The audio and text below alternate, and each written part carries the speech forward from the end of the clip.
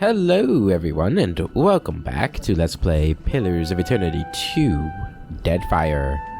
My name's Heliax, and last time... Oh, a lot of stuff happened last time. We made it to the Ashen Maw, where we confronted Aothis. After working our way through it, using all of our Magran connections, our priesthood, and our being a fire godlike and everything like that. And apparently Aothis wants to destroy the wheel and let mortals decide their fate. I don't really like it.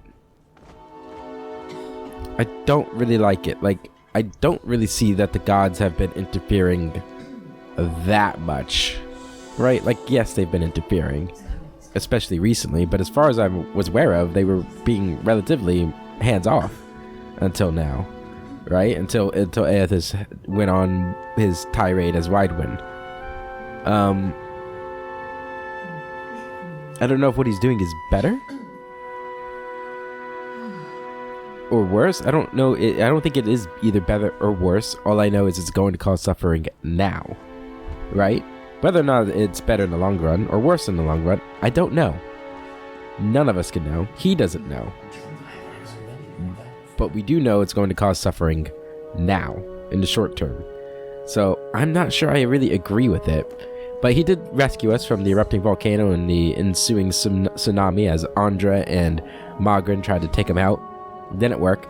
He saved us. We reconnected with, if not all of our soul, part of our soul that was inside of him. I think there's still a part left there so we can track him. And we woke up here in the throne room. I guess our companions carried us here. It's kind of awkward that we were here, to be honest, but I guess my companions were told to bring my body up here, and they did, which we're gonna have to talk about that, guys. I don't know about that, but all the different factions are saying that they want Ukaizo, and I have to choose one, apparently. I don't know what we're gonna choose. I pretty much do know who we're gonna choose if we do have to choose somebody, and it's gonna be the Huana. Now, if we have the option of not choosing anybody and just going ourselves, we might do that, but we don't know if that's an option. And I do see Maya wants to talk, and the prince wants to talk as well. I can see that the queen, yeah, she is not here. I guess she went back to her throne upstairs. But let's go ahead and talk to Maya first. So, it's to be Ukaizo. The last great arena of this contest. If you believe that sort of thing. Maya glances away, sniffing. Planting a flag in the sands of Ukaizo is a great way to hang a target on your back. Afraid of danger all of a sudden. We set sail for Aothis, not an island. Yeah, we're after Aothis, not the island. Glad to hear that a practical opinion can still shout over the masses. Yep. I just want to know that we're doing this for the right reason. So far, I'm unconvinced. Until I see Ukaizo for myself, it's a bedtime story. Let the poets hang their hopes on a dream. Rawatai's navy should be better than this. Sounds like you have personal reservations. What does Ukaizo mean to you? Ukaizo means something different to everyone. All the more reason to get there first. The trading companies can bicker for territory. We have work to do. Sounds like you have personal reservations. Ukaizo isn't a fortress in the path of shipping lanes. We don't even know if this mythical island has any defensive value. Maya throws her arms up. Ishiza dances back with ruffled feathers and an irritated squawk. When this campaign is spread across razor-thin margins, how does the company plan on sustaining a garrison half the world away in uncharted seas? That's true. All the powers imagine that Ukaizo is a symbol for control, and they're willing to bet everything that they're right. What does Ukaizo mean to you? Ukaizo has fooled everyone into sacrificing and compromising for the ultimate prize of what? Getting there first? Even if we succeed, not everyone's gonna make it back to sing the tale of lost Ukaizo. All the more reason for us to get there first. If only to prove them all wrong at once. Thanks for letting me squawk in your ear like Hashiza after too much shark meat. I needed that. Maya sighs and cracks her neck with both hands. I had other questions. Go on then. I don't actually have other questions. Sorry. I apologize. Okay. Yeah. Ukaizo is, I really want to get there before anybody else. I say it is not every day that a ship pulls into port from Margaret's teeth. You are not too singed, I hope. Well, Aruhi looks you up and down, clearly impressed. Do not leave me in suspense, I say. Have you found Matario Cozy? Aruhi raises his brow and gestures for you to speak. I'll report her later. I guess you didn't want to speak yet. That's fine. Okay, so let's take a look at our quests here. So. Okay, these are... Maybe we have to do these first. I guess so. Okay, well, that's where we're headed. Let's go to Oriokoiki. Oh, indeed. Good to know that I have to do those first. It seems like. And I guess, you know, it seems like it's kind of weird that it's just letting me go like this after those events. I guess we can just sort of... I guess the canon or head canon or whatever idea here is that everybody's gathering their forces for the next couple weeks or so, however long I'll be away. The burned book grows warm in your pack. Oh yeah. I imagine she does indeed want to speak to me.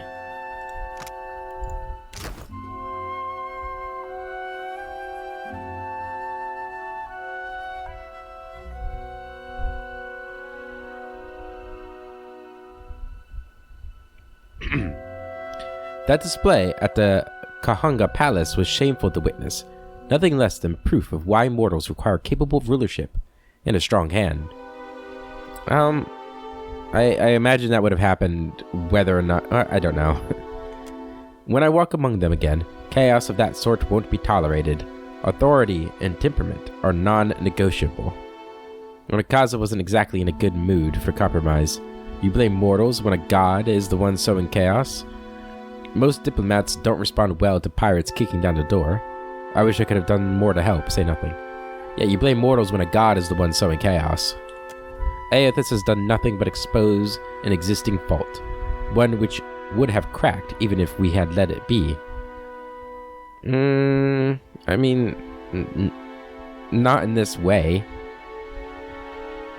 My siblings took a valiant swing at Aethys, but it seems our intervention will have to wait until we've had time to gather our strength. Well, you're running out of time. What of you, Watcher? Your bearing is set, and Ukaizo looms on the horizon. After everything you've seen, do you believe mortals are equipped to take control of their destiny, or do they need a firmer hand?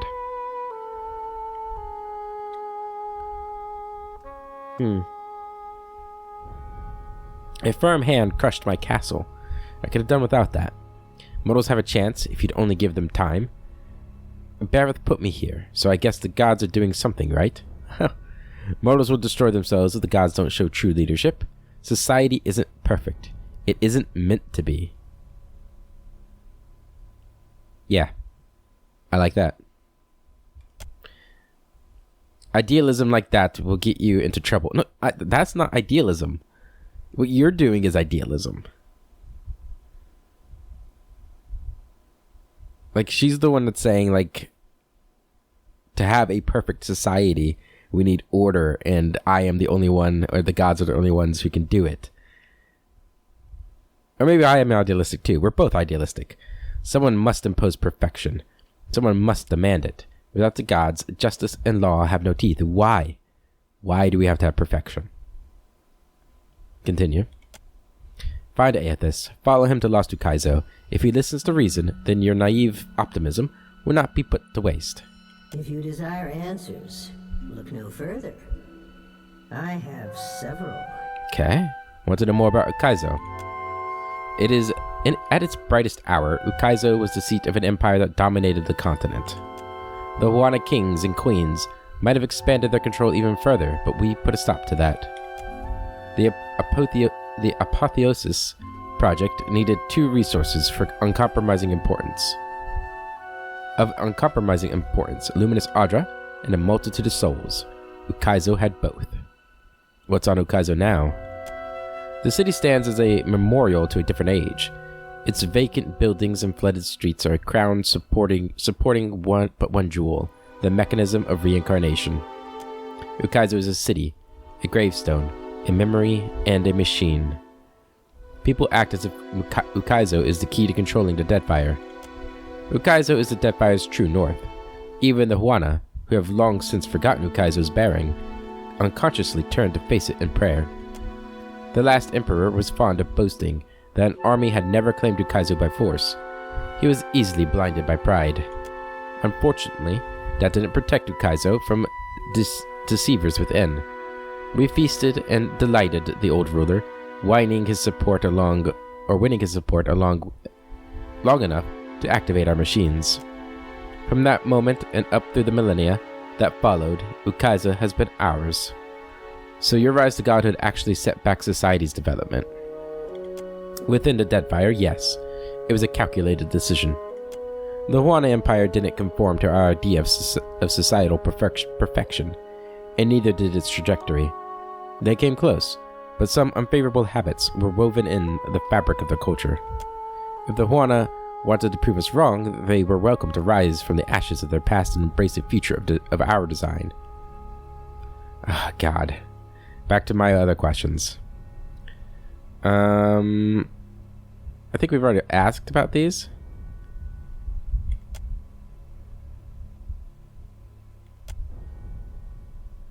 A valid self-defeating question for which yeah, we've asked all these. We'll speak again. Worika nods stiffly. You feel her presence drift as a breeze, rustling as it goes.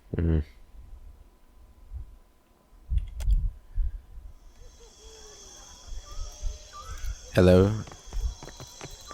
Thank you again.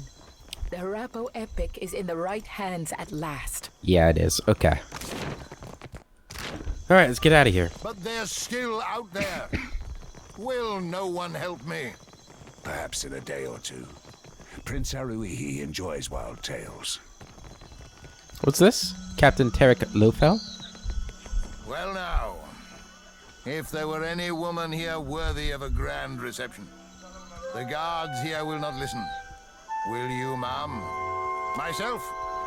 I am no lord save upon the deck of my ship. And she is lost. What's the matter? I lost my crew.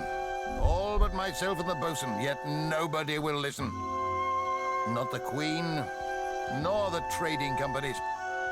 Too busy waging war upon each other to pay mind to a rudderless captain. They don't understand. It's not just me.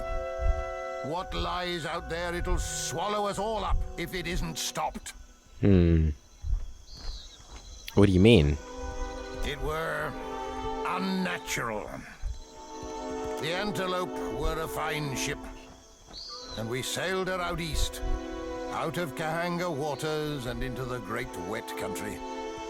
Bright sky and a good wind,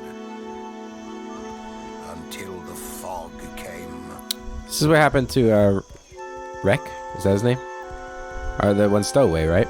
We were boarded before we knew it. Men, things like men that howled like demons. They cut down half my crew, took the rest. Gods forgive me, but if I'd stayed to look on, I'd never have made it to the launch. But we saw it. After the fog cleared and the ship was gone, a spit of land, bristling with the wreckage of other unfortunates. A finer crew I'll not find than that which served upon the Antelope. All dragged into the fog, like the gods plucked them off the deck. That's terrible. I'm sorry. I'll not forget it so long as I live. I am a landlocked wretch with no ship and no crew. But you are a captain of bold repute, and the day may come you sail out to that same isle, with beached ships all around. You have listened well. Here, go you now prepared. And should you ever come upon my crew, Do what you can for them. A cloak of protection. Gotta remember that story for scaring little kids. Yeah, it was a pretty spooky one, huh? Why he gave me a cloak of protection? Why the hell would I want that? I think cloak of protection is the better one, but apparently it's not that good. Let's see.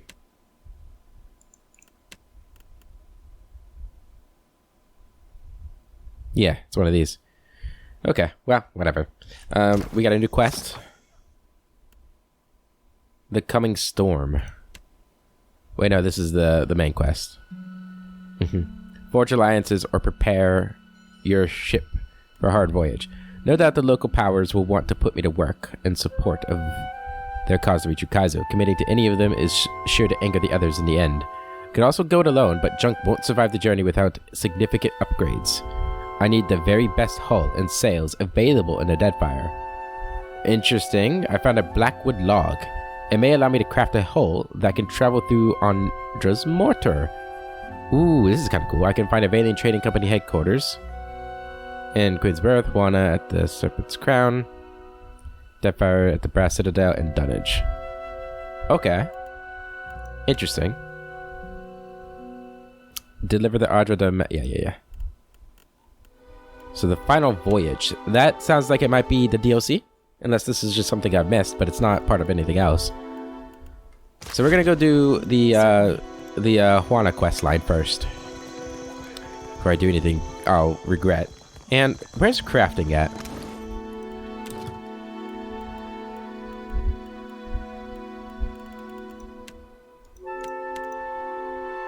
I need more of this. Blackwood trees are exceedingly rare. The corrupted trees are only found among the shadowy groves of Mimpwigra, normally harvested by the enigmatic Rathan raiders. These logs are used to craft some of the sturdiest hulls found within the Deadfire archipelago. So I need one more and I'd be able to craft that. So that'd be good. So I could potentially go on my own if I can get more of that. Tell Bert. That's a enticing option. We'll see how the Juana act after we do this. It's either ourselves or the Juana. You receive an important missive from Captain Ferrante. Read. My dearest watcher, a god with an agenda tends to put things into perspective. Now more than ever, it is imperative we commandeer the floating hangman, if only so that we may chase Aethys to Ukaizo. I have called a meeting of the Consuelo. Please sail to Dunnage and join us as swiftly as the wind will bring you. Fortune favor you, Captain Ferrante. Alright, another quest. And that's here. Honor among thieves. We'll need Seraphim for that. Okay, well still. The steward would like to speak to you, okay? And the proving. We'll have to do that. I'm gonna go do this first before we do anything else. Let's get up here. So I feel like we should have done this before Ashen Maw. But that's okay.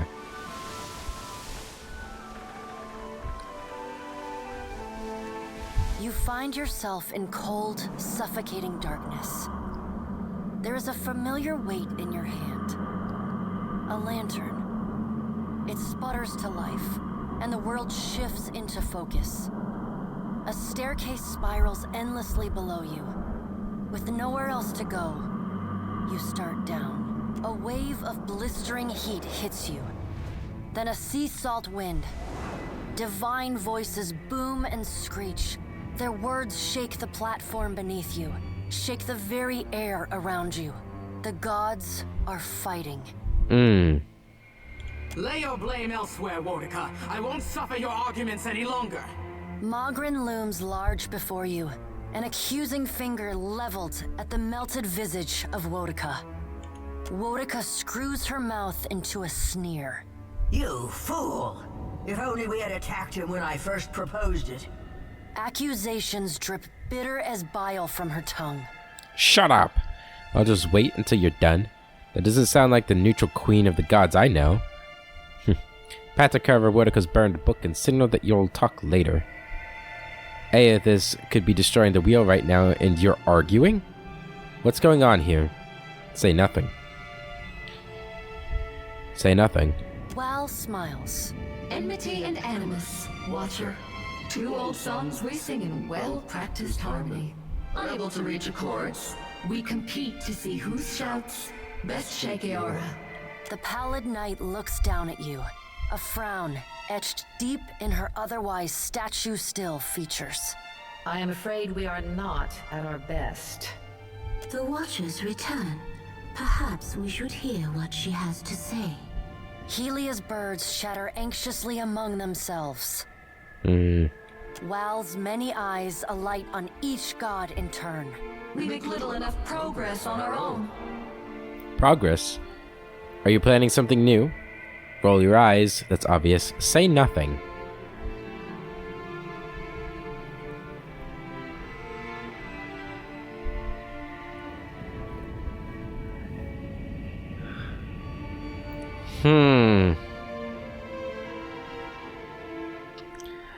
So, up to this point, Celestia has been very loyal to the gods, right? She has accepted their flaws and followed them anyway. Believed in them anyway. And now there is essentially a civil war amongst the gods. One of them is going to do something that Celestia does not necessarily think is needed, and it's something that's going to cause a lot of pain in the world. Like, it's an unnecessary action, I feel.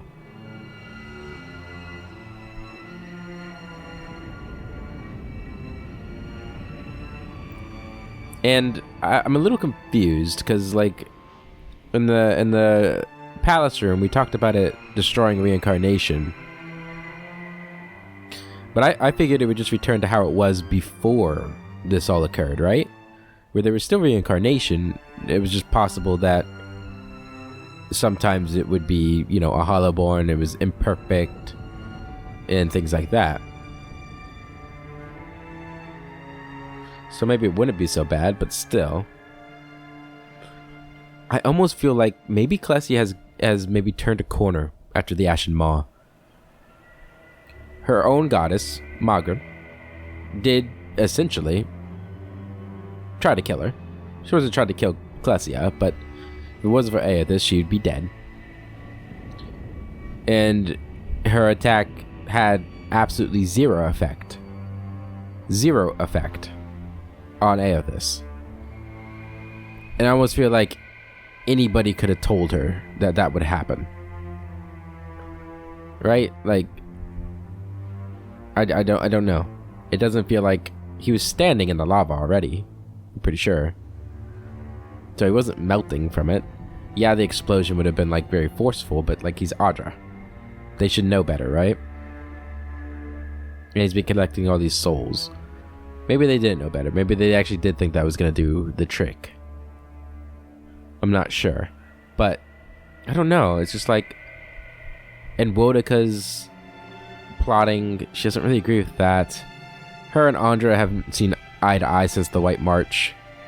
Hylia was being weird with Ishi getting into my relationship. Whale's fine, I guess, and Baroth's fine as well. Are you planning something new? We try, but agreement eludes us. Andra's storm-dark eyes swivel to meet yours. Is there nothing we can do? Magrin glances at the pallid knight from the corner of her eye. After a thoughtful pause, she speaks. The time has come for us to seize the power we have long left untouched and absorb our scattered children.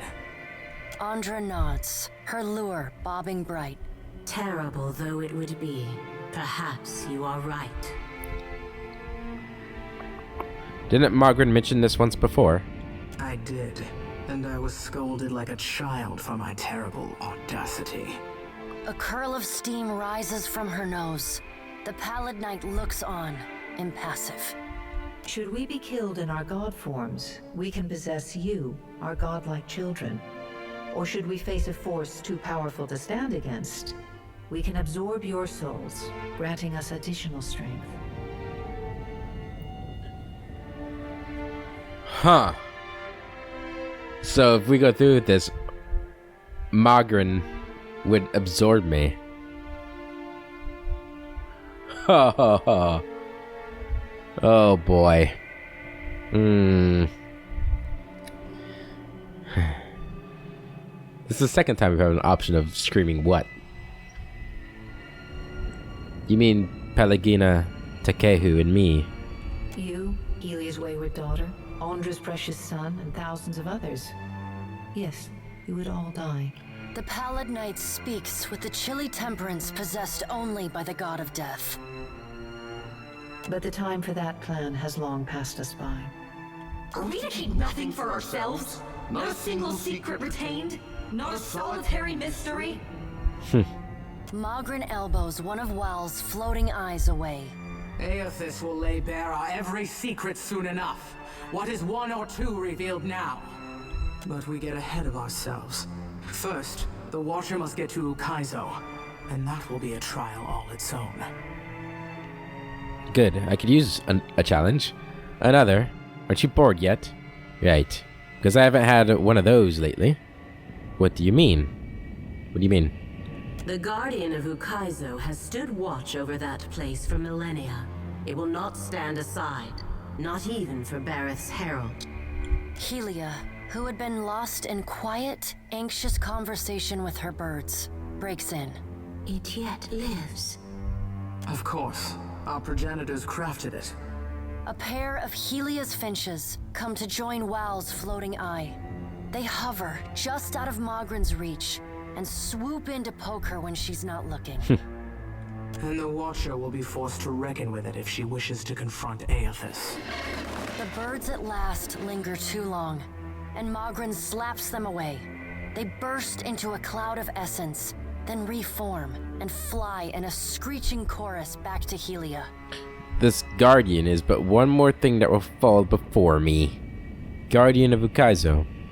A creature crafted by the Ingwithans to protect the machinery of reincarnation. It doesn't care much for visitors. Will you divulge our every secret to the Kith, Mogren? Mogren shrugs. If it suits me. Go prepared, Watcher. The Guardian will not stand aside. Not even for the Herald of Bareth. Won't Aethys take care of it?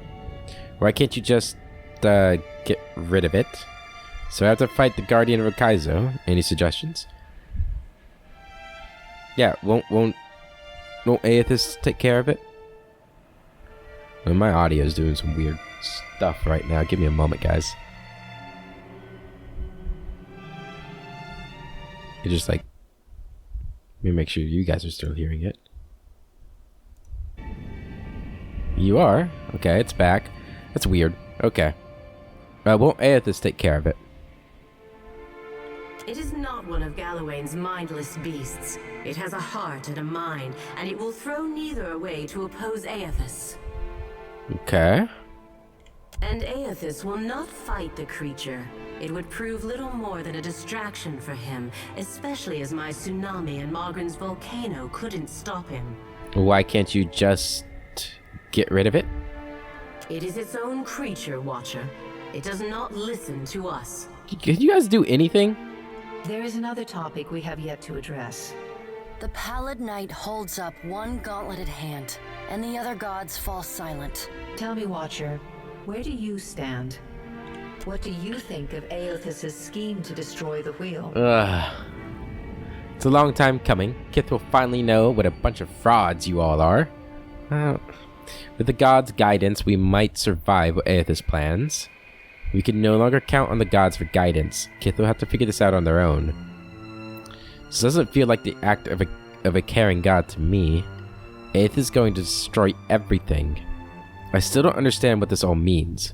What will happen when Aethys destroys the wheel? Yeah, I still don't know. 6. The Pallid Knight spreads wide her hands. Think of the Beyond as a reservoir. The in-between is storm clouds, and souls as rain. Okay. When a living thing dies, its soul enters the in-between. And when the in-between grows full, it releases souls into the beyond, where they wait to be redistributed to new bodies, new lives. The wheel is the process by which souls are moved from the in-between to the beyond, from the rain cloud to the reservoir, and from the reservoir into the living world. Right. Without the wheel to mediate the transfer and redistribution of souls, the souls of all who die remain in the in-between. And without souls to fill it, the beyond gradually empties, trapping all of the remaining souls in existence in the in-between. Okay. When the beyond is empty and the last creature on Aora dies, that is the end of everything. It is Rimergon's future, the one he wants for us. Okay. I still feel like we're missing a piece. Like, if Aethys is doing this because he wants mortals to be able to choose their own fate, how does this let them choose their own fate? I don't understand. How does that affect the gods? Soul essence sustains us. We feed off it, off the little fragments you mortal kith shed like snakeskin as you pass into your next life. Without sustenance, we starve as any mortal might. We die and leave a great silence behind, an eternal emptiness from which nothing is born. Nod. I prefer to think of it as a very long vacation. Why do you waste time arguing then? Say nothing. Yeah. Guys, do something. He could come down and do things. You guys, all you can do is natural disasters? No, Andre, you like shot like a comet or something at the Forge God or whatever. Do something. Why do you waste time arguing then? How can we not? We are each of us beholden to our natures. It is how we made ourselves, just as you are bound by the choices you've made. Tell us, Watcher, where do you stand?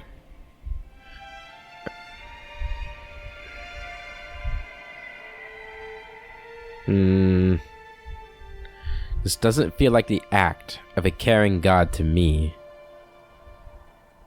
I'm gonna go 4. And so many will suffer needlessly for it. Kith will have a few generations at most before the beyond is vacant of souls, and adaptability is your greatest strength. Aethys believes you will succeed. An uncaring god would not have that faith. The Pallid Knight knits her fingers together and regards you. I guess I can see what she's saying there, but like, not a very good caring god. Like, really? So what, he's expecting us to find a way to essentially break the cloud so that souls naturally start reincarnating again? Like, what? I don't understand. Like, we have a couple of generations to figure that out. Like, Animency's advanced pretty far, but not like to that level. You would take his side? He destroys your wheel. The Pallid Knight turns unblinking eyes on Wodika. Put aside your childish notion of sides and open your eyes. You are made blind by your rage. Aethys loves the mortals more than any of us. He has always been their greatest champion. He believes Kith will rise to his challenge. I am not so sure, but I look forward to watching them try. How did Aethys fool you all? You're the most powerful beings in Aora. He found our blind spot and exploited it admirably. By the time we even had a hint of what it was he intended, it was already too late to stop him. If we still had our bodies, we could oppose him. Wodika balls her bony hands into fists and glares long at Andra. Do not lay your blame on me. We set them aside after I killed Abaddon, it is true, but you did not fight the decision then. She turns her back on Wodika then, and looks instead to the Pallid Knight. Okay, that's why they're not doing what they did to Abaddon. What if Aethys is right, and Kith succeed in rebuilding the wheel? What then? Okay, so we're learn and grow as Aethys intends. I don't know. I mean, like, I guess it really depends on how much truth they learn, right? Like, if leaders of empires and kingdoms and stuff discover all the truths I have now discovered, why would they not just try to take control of the wheel themselves and make themselves gods? Like, let's be honest, that's what would happen. Will we make our world without you in it? Don't worry, there will always be a place for the gods in Aora. I don't know, but aren't you curious to find out? Say nothing.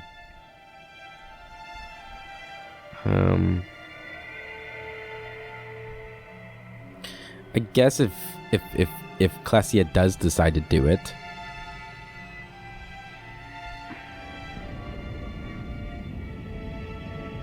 I don't know. Aren't you curious to find out? Not really. Don't worry, there will always be a place for the gods in Aora.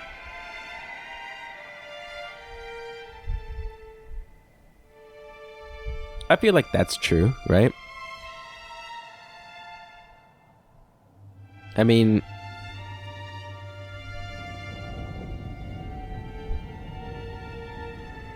I guess it depends.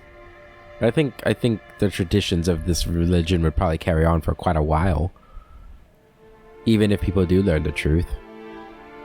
Right? There are people who deny the truth. There are people who fabricate different truths. Like it's that's something, but I don't think that's really what I mean. I don't think Klesia would want to get rid of the gods. Don't worry. Magrin nods. It will be the ultimate trial for Kith and gods both. The fact that she seems to be on board with it all of a sudden is making me wonder what I'm gonna do. And what if they fail? Then they die. And so do we. We have to help them. Helia's voice rises, near to panic. Yeah, I mean, that's another question, is what's to stop one of you guys from helping us recreate the wheel? Wotica drives her fist into her hand. Help them? We should finally bring them to heel. The Pallid Knight raises a hand and stares at Wotica until she falls silent. Watcher, Aothis yet values your counsel. Doesn't seem like it. The Pallid Knight's eyes bore into yours. An impassioned plea from the Hound of Aothis may still temper his actions. Confront him at Ukaizo. I'll try. I'll make him heed my words. He's not going to listen to me. I'm just a kith. I don't owe you anything anymore. I can't defy Aethis's will. Or say nothing. This is big. Right? Like, the thing that was happening with Theos, that was big. But it was on a local level. This is like apocalyptic, end of the world kind of stuff.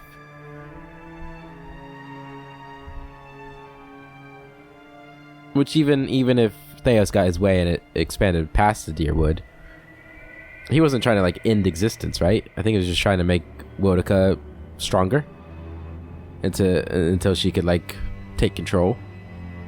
I think that's what was happening. I think she's a little overwhelmed at this. Like, despite everything she's gone through, like this is a massive decision and task they are putting on her. Quite the trial. Say nothing. Time moves swiftly away from us now.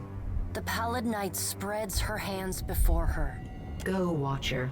Do what you must. The edges of your vision begin to dim. Like a sun setting, twilight encroaches on your mind. Nothing. The Pallid Knight conjures a blinding white light in her palm that swiftly grows to engulf the room. Then, the crack of thunder rends the air, and you feel the floor drop out beneath you. You come to flat on your back, staring at an all too familiar ceiling. Alone, once again.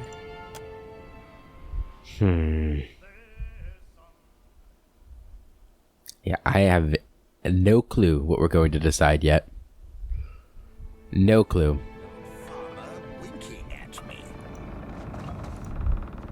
A moment of your time, Watcher, if you will. The steward of Cadnu, his voice rises soft and evenly from her cracked bust. Yes, Stuart? Some of the hands discovered an unusual crate in the ship's hold. How did a crate get onto our ship unnoticed? Unfortunately, the ship lacks the defensive fortifications of Cadnua. A crate could have been slipped aboard at any of our ports of call, assuming it wasn't placed among our goods as we took on supplies. What kind of crate? It is roughly a yard to a side and labeled beans. The hands who noticed it were tasked by the cook to bring up ingredients for the evening's stew. No beans in the crate, then. A wave of affirmation rolls from the steward, the spiritual equivalent of a nod. Thank you, steward. I'll go see what it is. The hand left the crate in the hold if you wish to examine it. The bust falls into silence. Okay, I guess we'll go look at it now since we're here. Is that it? I shall make it so. The scent of food, salt, spices, and drink mix with the stale odor of old grass, the musty stink of rats, and the ever-present fragrance of the sea. Junk rocks gently, and you hear faint whispers, likely the quiet brushing of the wind against the sails. Not far in, you find the crate in question, its sides split by crowbars. The dry grass used as packing material spilled across the floor. Within stands an intricately crafted chest of some dark tropical wood. A polished visage appears up at you, a triumvirate of wild animal faces carved in the swirling Wana style. The front of the chest bears an iron latch affixed to a complex iron mechanism that runs to the top four corners of the chest. You see no bolts or keyholes. Examine the carvings. These three animals, the spider, stalgear, and boar, often represent Toamauhai,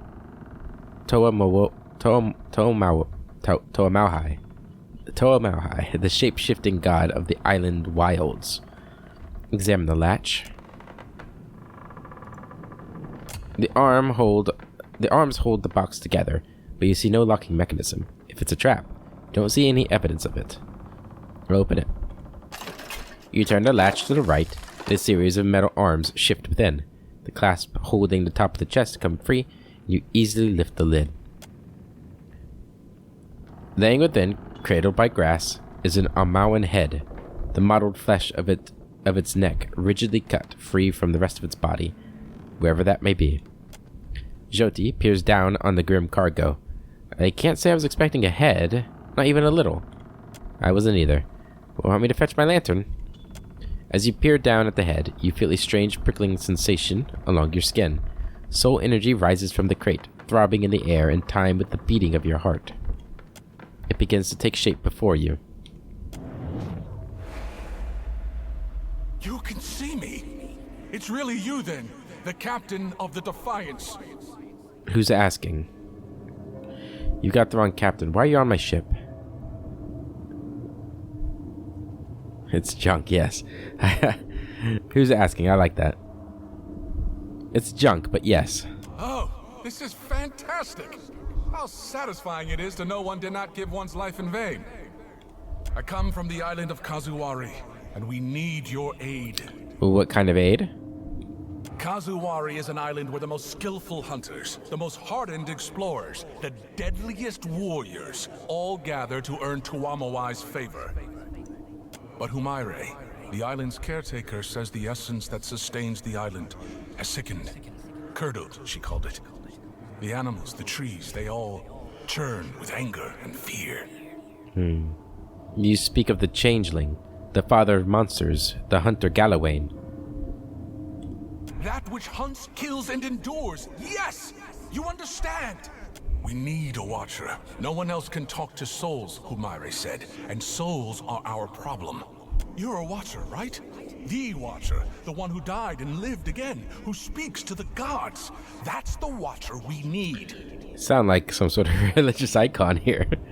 Guess I am. Wait a minute. Hold on. You caught me. More like get spoken at by the gods. Don't believe everything you hear. You caught me. I knew it! I knew Humaire wouldn't have lied.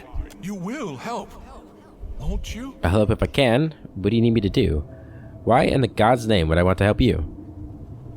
You mentioned Toamohai's favor. I could use a little divine favor. I have much greater concerns than your island. I'll help if I can. Oh, that's fantastic. Thank you.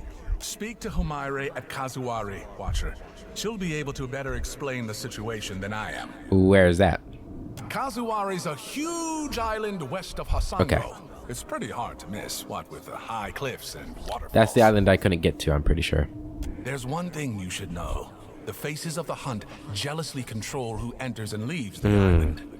But there's a waterfall on the southern side of the island that will allow you to sneak in, so long as you're circumspect.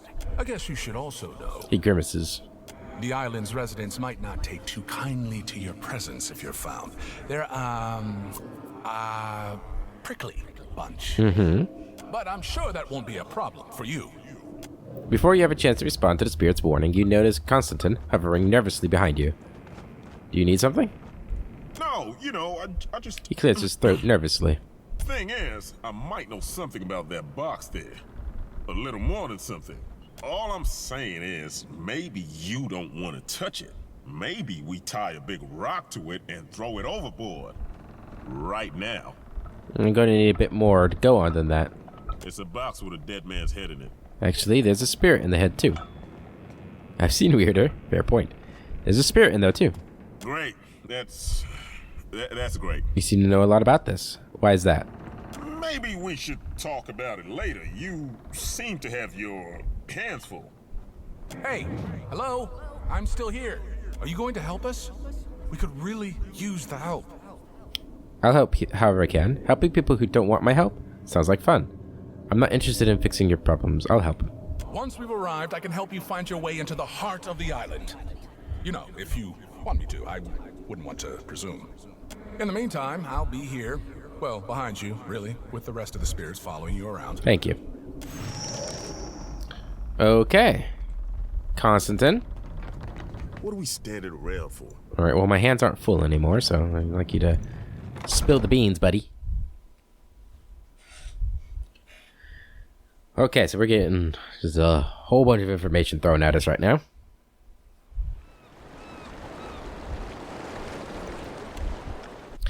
Let's see what I've got to deal with. So, I'm pretty sure this is one of the DLCs. I don't know if the other thing I got was a DLC. The Final Voyage. Ship Graveyard. Spoke of an island surrounded by shipwrecks. The apparent source of whatever it is. He seems to think it would be a threat to any captain in the region. And a lethal challenge to inexperienced. Southeast of Nekataka.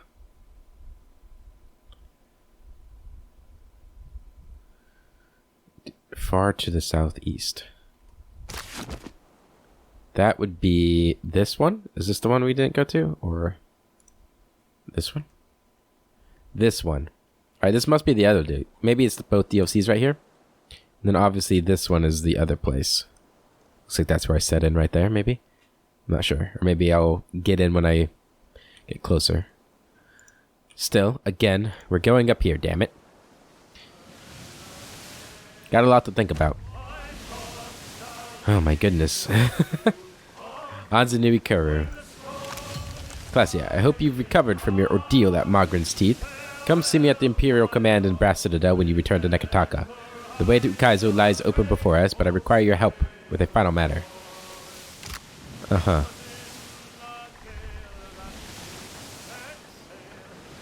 Where am I going? I'm supposed to go over here.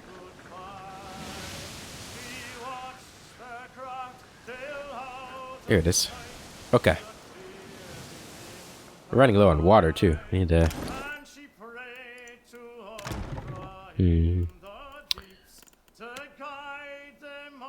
Oh, yeah, I have any water. Shit.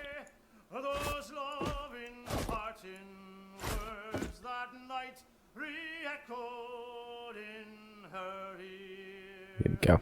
That'll be good. Guess you can have that on there, too. Okay. Got the lead and key stuff to do here, too. Let's see what we've got going on here.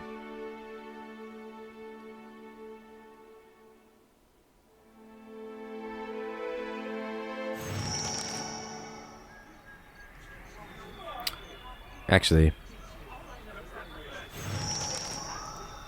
I think we need to bring Takehu, don't we?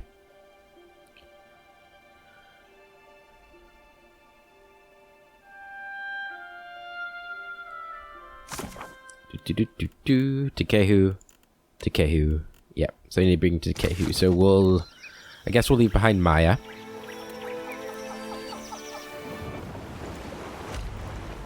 And bring you along. Oh, ah.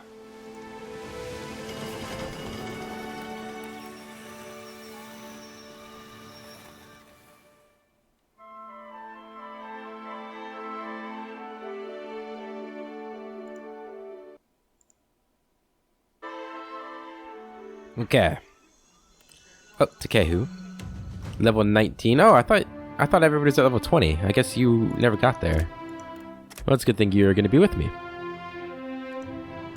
There's a new power level for him, though, so he gets the freezing pillar move. Okay, that's good. Alright, and you get 2 moves here. You could get Prestige. No, okay, so you're probably getting 2 spells. Got Tornado. Conjures a destructive vortex of wind that can lift its victims into the air and deal crush damage to all it touches. That's pretty good. Can't get that one. Touch of Death. Decay magic surrounds the target and quells their life essence. If the target's will to survive is not strong enough, they are killed outright. Damn. Pollen Patch. So friendly AoE, plus 3 health restored. Allied AoE, 120 health. Oh, revive with 100 health. Oh, cool. Rejuvenating plant life follows the druid's footsteps, rapidly healing all those in the area. If an ally is defeated while in the pollen patch, the ally is revived, but the pollen patch is magics fade. Okay. And a great maelstrom. A cataclysm of wind, fire, lightning, and rain tear through the targeted area. Those caught in the maelstrom take damage of a variety of types. We're gonna get that. And we'll get Pollen Patch. Good. And he is level 20 now. Okay. And for your last ability.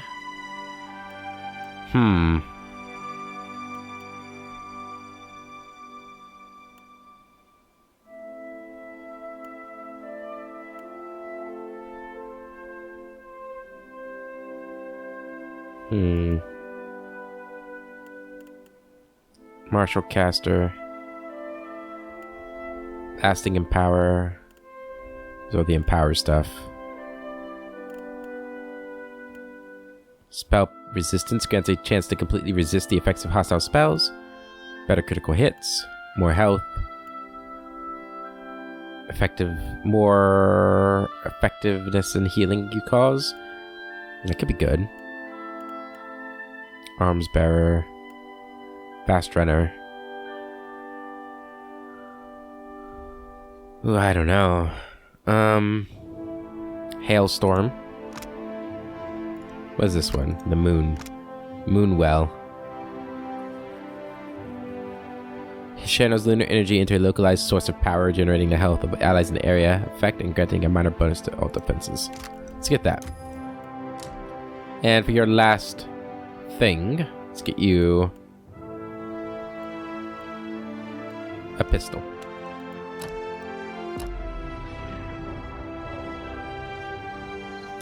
Okay.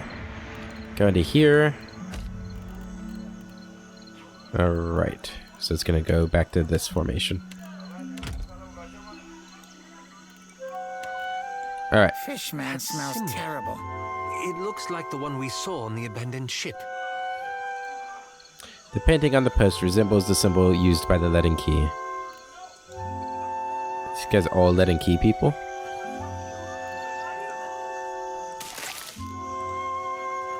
Something's still not right about this. Yeah, there we go.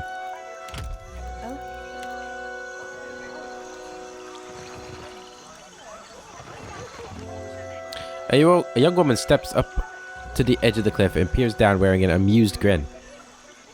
She fingers the curve of her long hunting bow. You keep turning up like a chipped Azada. She nods towards Takehu. Something keeps drawing me back to Oreo Koiki, I say. Takehu winks up at her. Don't let Awata hear you say that. She returns her focus to you with a frown. You went into the jungle for animal hides, I say, and found yourself in an empty clearing. Continue listening. Akira, silence is wise. You turned around and retraced your steps back to your ship, where it was safe. She picks up her hunting bow and knocks an arrow, pointing it in your direction. I just want to talk. Not if you cannot listen. With a sigh, she points the arrow to the ground. If you came to blunt my teeth with chatter, try to keep it short. What is this place? What say? You came all this way, not knowing what you would find? She cocks her head with interest.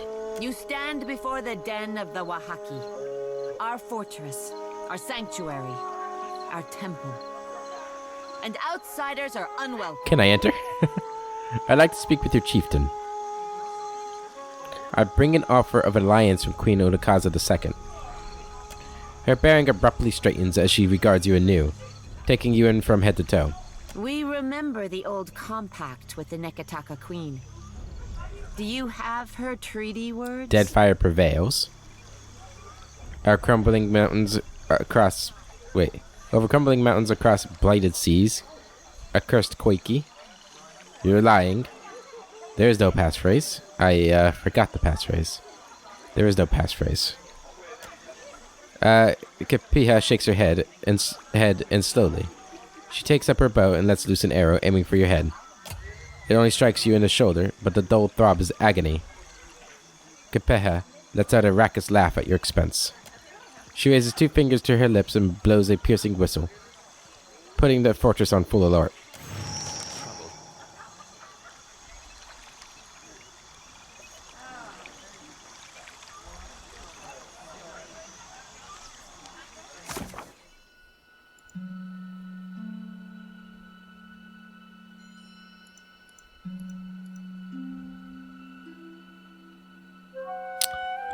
Okay.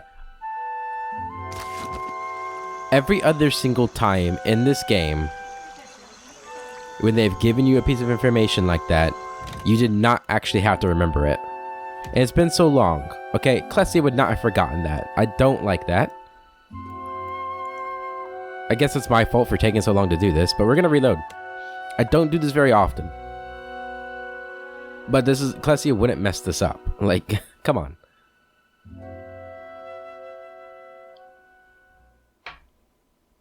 If I was playing a different character, perhaps I would have rolled with that, but that's just not. Certainly. That symbol. It looks Oh, like goddamn, I gotta do all this again. Guess it's not gonna take that long. Still. There we go. And he is the history guy. We got something that had history. Had to look at my stuff and see what it is. Ship. Okay. Takehu. Who did we get? Oh wow, it's interesting. That had history tied to it. I feel like it was one of these things.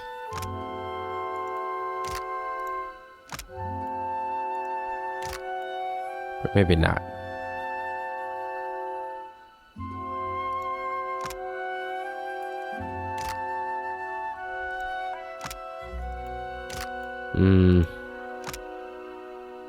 This one. +1 quick slot item, +1 weapon slot, all defenses except, yeah. And you just had a cloak of greater protection, so.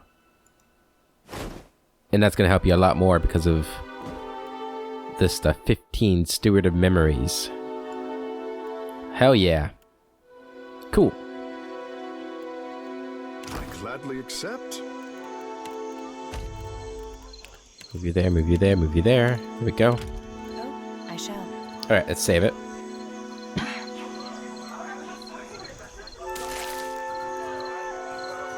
Alright. You went into the jungle for Akira. You turned. Not if you came to blunt my wits. You stand before the den Bring an of offer. the Wahaki. We remember the old compact with the Nekataka Queen.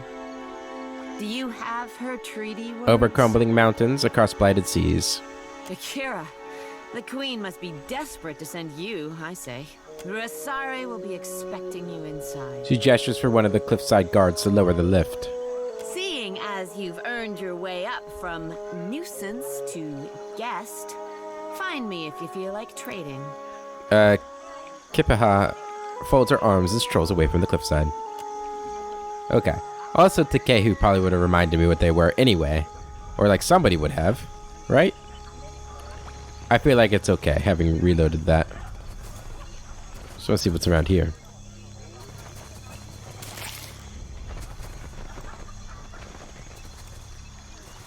This is just awkward that there's a whole another path here. Maybe it is a trap. This might be the painted face thing. Rocky outcroppings pepper the face of the cliffside. You can make out the shape of stone ruins situated high above. The terrain offers an abundance of hand and footholds. This is what you would do if you couldn't get in naturally. The terrain offers an abundance of hand and footholds, though the length of the climb above would exact a heavy toll of effort and strain. Scouting for a secure passage could help to mitigate the risks of a hard climb. Yeah. We'll go the offered way.